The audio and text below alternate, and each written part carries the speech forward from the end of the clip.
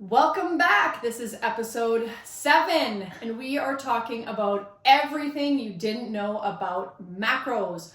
What food is telling your body what to do, or food as a set of instructions to your body. All macronutrients, there's 3 of them. They are protein, fats, and carbohydrates. There are micronutrients as well available in your food, examples such as iron, zinc, or copper, but we're going to focus on those 3 today. Right. So everything that we eat is made up of protein, fats, and carbs. Either there is like straight up protein, which isn't available in a lot of foods. Things like shrimp, tuna, a lean cut of beef, is venison, moose, really high in protein, very little to no fat, definitely no carbs, unless you're mixing your meat with something, like a sauce or something like that. So that's straight up protein. Some things are straight up fats, like olive oil or coconut oil or butter. And then some things are straight up carbohydrates, like oats, instant oatmeal, blueberries, oranges, or gummy candies, honey, pop.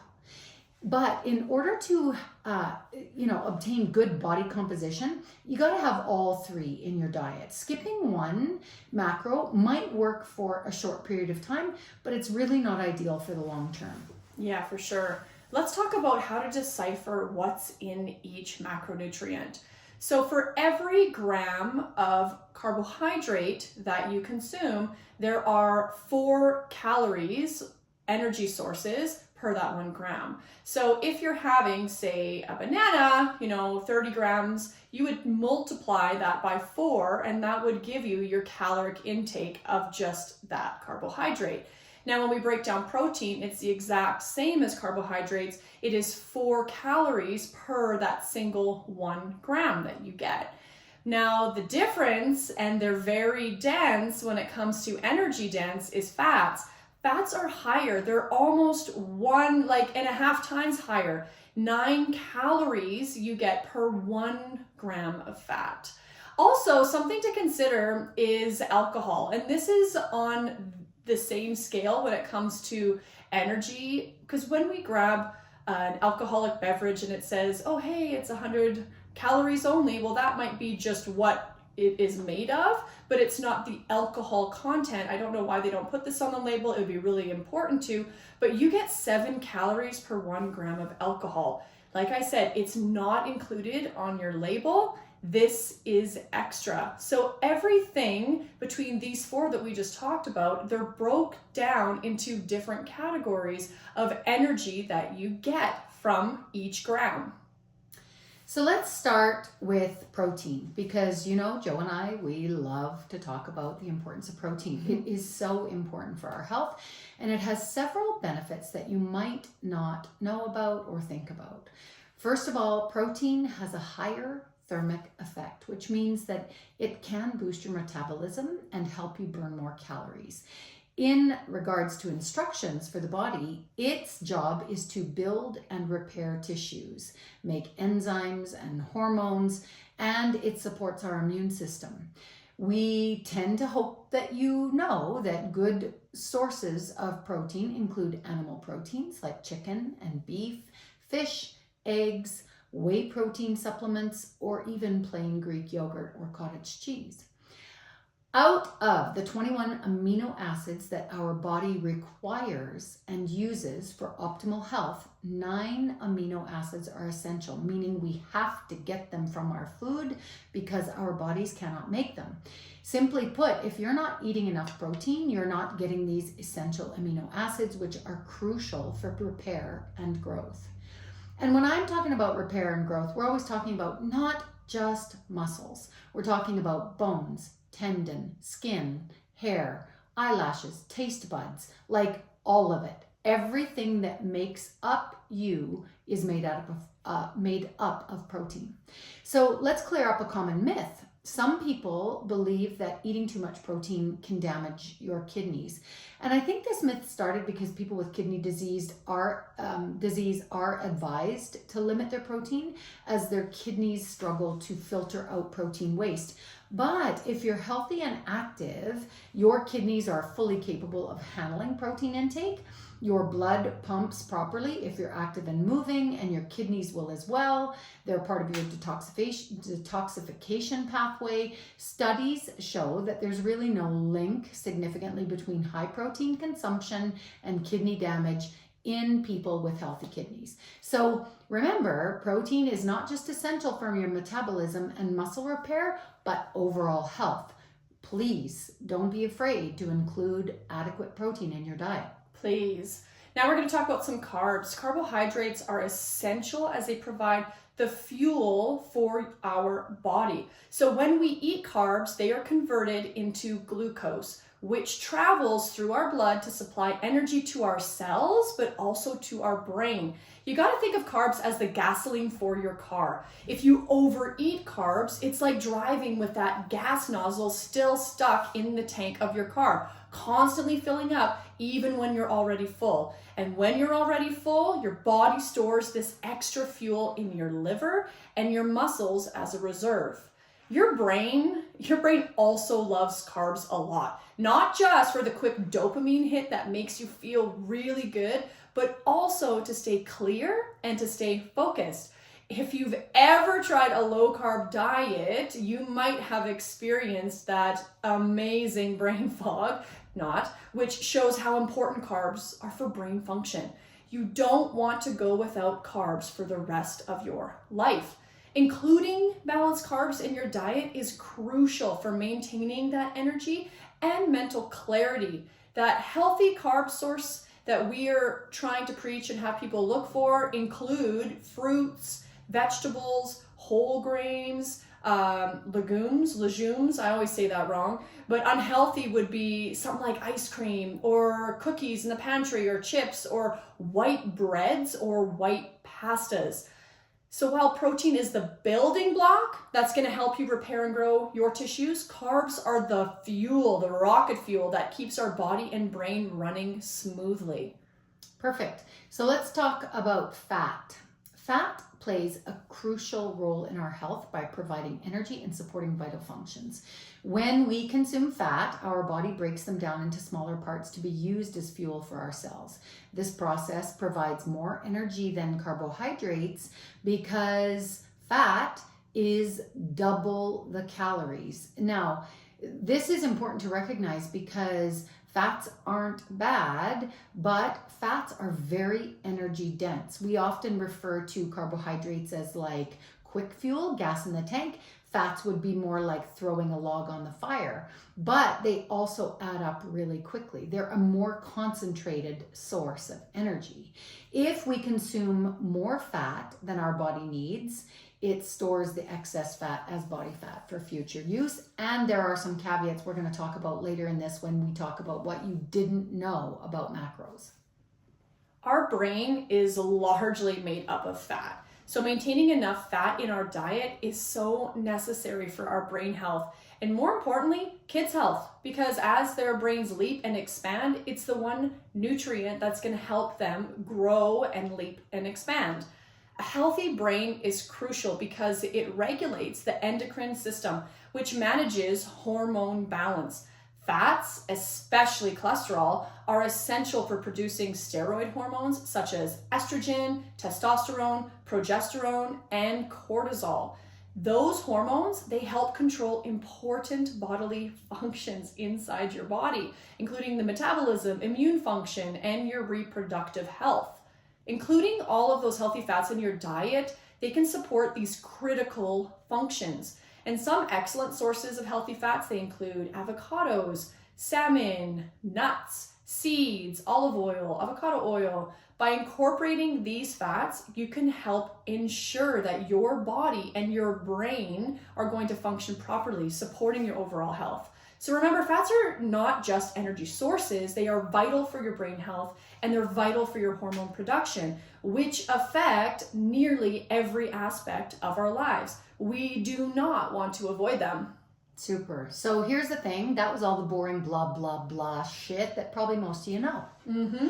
Now we're going to talk about what you didn't know about macros. So back again, starting with protein, I want to talk specifically, we're gonna address each of the macros, and we're gonna talk about what the message is to the body or what the instructions are to the body.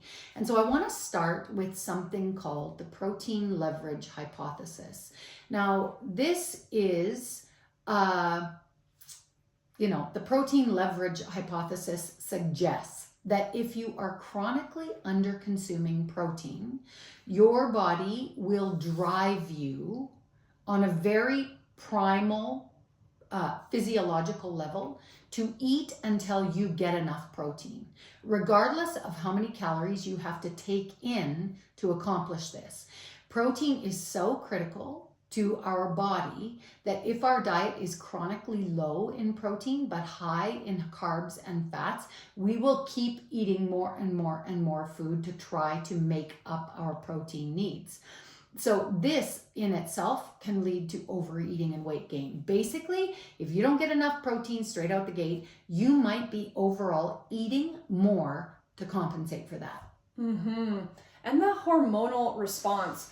Protein stimulates an insulin response to process and handle in the blood carbs and protein. They're also digested the same way, which is why too much protein can also keep insulin high in people who are insulin resistant. Too much protein can work against us as an insulin resistant person. So if you are struggling to move the scale or body fat at all, no matter how little you eat or how much protein you eat, you should talk to an experienced coach about this in particular.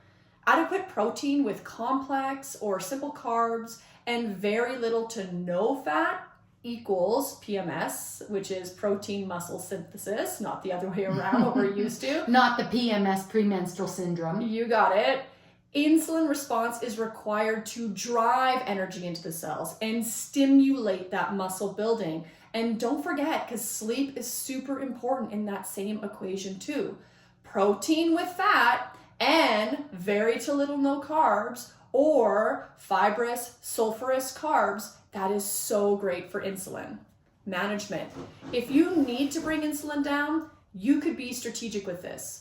It's not about low carb or keto. It's really about strategy and generating the hormonal response that we want. Because remember, hormones, they drive the car. Food is fuel and it's information to the body. Yeah, it's both those things.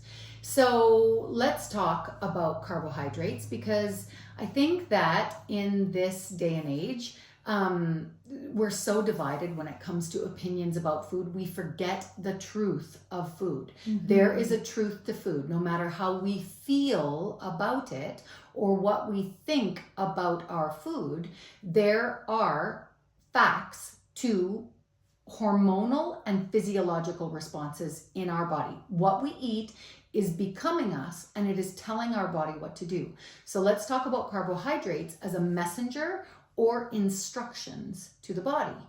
Now, too many highly processed carbohydrates over time can make our cells deaf to the signal of insulin. Every cell in the body can use glucose to function. Jo covered this, and she also talked a little bit about insulin resistance.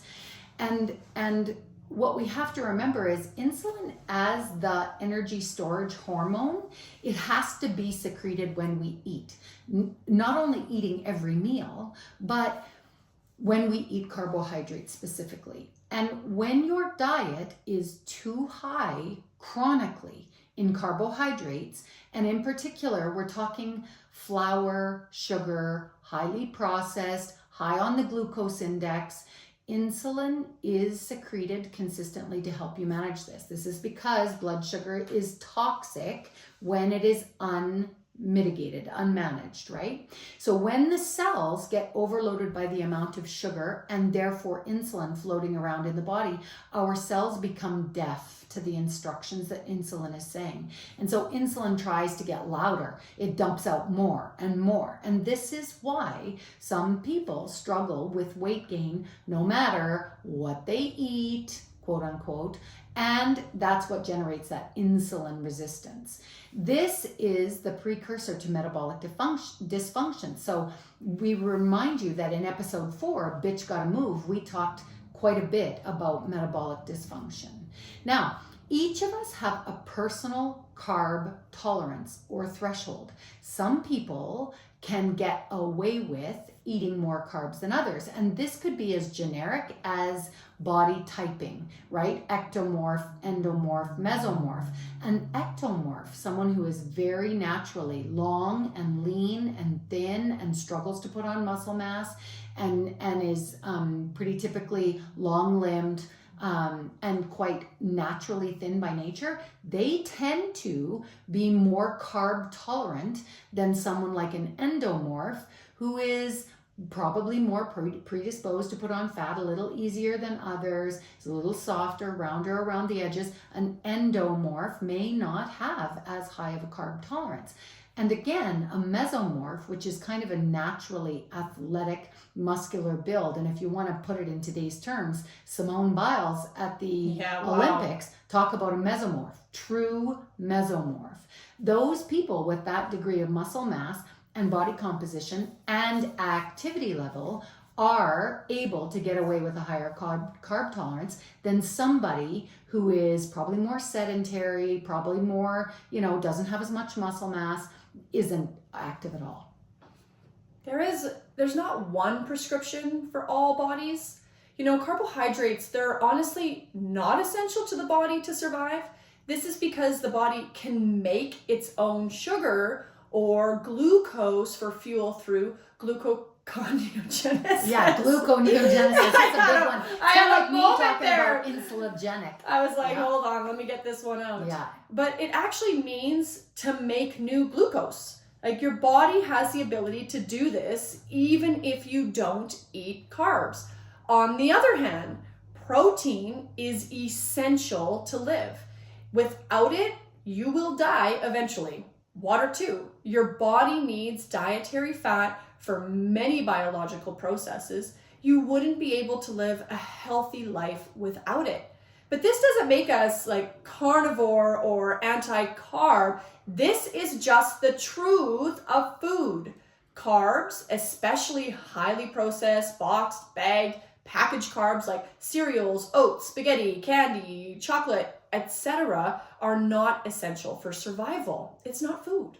They are a fuel, they taste delicious, but they are not required to live.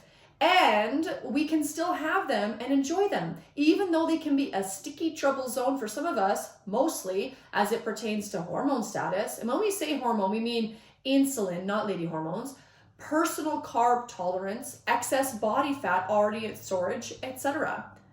So here's the thing, is that carbs also do help with sleep. And some people, again, this is individual, some people need a bit of carbs at supper to help sleep deeper and better. So if you're someone who's closing the kitchen early in the afternoon, eating an early supper, or even eating before sunset, and you're not eating between supper and bedtime, you might be working on your blood sugar balance or reducing your insulin, and you're generally trying to keep your carbs well under 120 grams a day, or even sometimes less than 70 grams a day. That carb depletion initially, as you start to develop that sensitivity to blood sugar and balancing it out, it might interfere with the ability to get into deep sleep. So complex carbs at supper time can help with sleep quality, or even sometimes like a teaspoon of honey in tea at bedtime, something like that. But remember, all carbohydrates digest into sugar or glucose. Same thing, same word, sugar is glucose, same thing. all carbs digest to sugar in the blood, and sugar in the blood is toxic. It will kill you without being managed by insulin. So insulin's not bad. We're not trying to demonize insulin. You need it to live. But insulin is always in play when you eat carbs, which is why it's often trouble for our modern day life, which has us eating way too many carbs for our activity level and our lifestyle. So what we need to understand is that when we eat, our blood insulin level rises, and this puts the brakes on fat burning for fuel and encourages storage of energy. So you have to understand that when you eat carbs, your insulin is high, and as long as insulin is present in the blood, you are not able to tap into your body fat. It's super important to understand. That's why eating a diet that's high in carbs, if you're always doing that, your body never has a chance to tap into its own body fat. And that's what makes weight loss difficult. So again, all carbs digest to glucose or sugar, and that is a broad spectrum of food. Anything that is not protein or not fat is carbs, and that is on that spectrum of good, better, best choices. We love this concept by Precision Nutrition, which says there are good choices of carbs, which would be like granola, sweetened yogurt, toast, muffins, cookies. That's a good enough choice for a carb, but there are better choices to make. And the best quality choices may be something like broccoli, Brussels sprouts, garden beets, Swiss chard, baby potatoes, raspberries, or an apple that provide different information to the body and generate a different insulin response. Different instructions. That's right. Fats, they are the messenger, or, they are instruction. So when we talk about them as instruction for our bodies, we can go back to the 90s. They were so demonized. They've been demonized even more than sugar. I still hear that diet dogma from some of my clients who, well, that's too high in fat, or I just buy the low fat. I just buy the low fat, right? And that's 3 decades ago. We've been told that fats clog your arteries and they cause heart disease. And it's not true. So much of what we think we understand about metabolic health is just wrong. The low-fat diet craze of the 80s, 90s, it really did nothing for our weight or for our health. Heart disease, vascular disease, arterial blocks, and are more prevalent really now than ever. And we have been high carb, low fat, low protein for about 30 to 40 years. Yeah. Fat is dangerous when it's in combination with carbs, which converts to glucose or sugar in the body, as we have said. In the past, episode number 2, fats and carbs together, like donuts, pizza, ice cream, chocolate bars, poutine, all drive-through choices. Here's the thing about best quality fats, like butter, bacon fat, fatty meats, olive oil, raw nuts.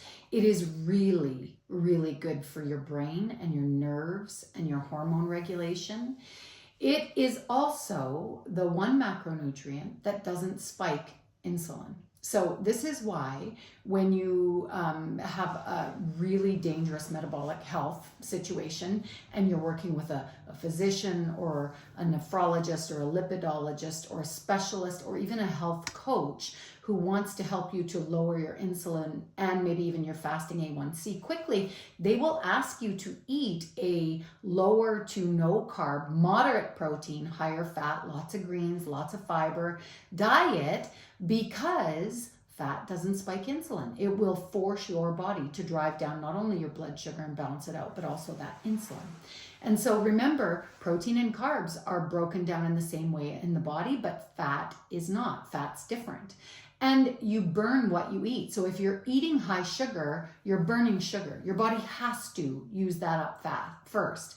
And if you're eating higher fat, protein, less carbs, more greens, you're going to have to burn the fat first. So, but again, be forewarned, because if you eat high fat, moderate protein, low carb, and then you decide that you're going to have wine and popcorn and chocolate at night, you're going to store all of that as fat. As soon as you raise insulin, all fat is stored as fat. Period. End of story. So that's just the truth of food. High carb plus high fat equals high insulin and fat storage. All of it is so important. Life is messy, it's complicated, and that includes our relationship with food. Food is cultural, it's emotional, it's societal, and there is a truth to food that we can't ignore. Yeah. What I'm always after personally is education and being conscious in my choices, staying aware to what I'm picking. When I know better, I do better. You know, when I understand something, I'm free to make another choice. And I don't want to live on autopilot anymore. I want to tune in and listen to my body and do better for it. And this kind of education personally helps me to do that. Yeah. Thanks for tuning in, friends. We're loving this process of putting together the podcast for you. Remember, when you hit follow on Spotify or subscribe to the Perfectly Unfinished Conversations podcast, you'll never miss another episode. And that includes Apple as well. And if you're really digging on us, maybe you would consider leaving a review or a 5-star rating. Thanks. Love you long time.